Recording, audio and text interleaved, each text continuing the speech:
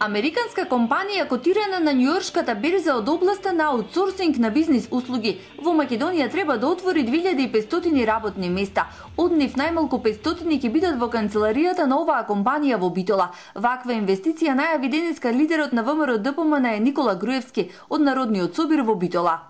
Американска компанија котирана на Њујоршката берза од областа на аутсорсинг на бизнис услуги потпиша договор со владата минатата недела за отворање на своја компанија во Македонија, во Скопје и Битола.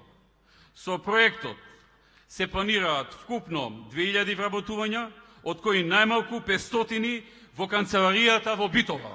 Покрај оваа инвестиција во Битола влегува и турска компанија за земјоделска механизација, која во индустриската зона Жабени ќе вложи 5 милиони евра, додека во битолското село Кравари треба да се отвори фабрика за чипс. Турската компанија Челмак Agricultural Machinery купи градежна парцела во индустриската зона Жабени во Битола со вкупна површина од 24.000 метри квадратни.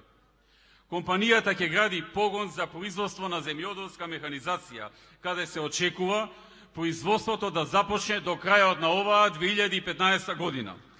Предвидени се повеќе фази со вкупна инвестиција од 5 милиони евра и вработување на 150 лица во 3 години период. Во Кравари Битолско се планира инвестиција во најсовремена фабрика за производство на чипс во регионот, која ќе се извезува во цела Европа и ќе обезбеди вработувања за најмалку 100 лица од тоа место.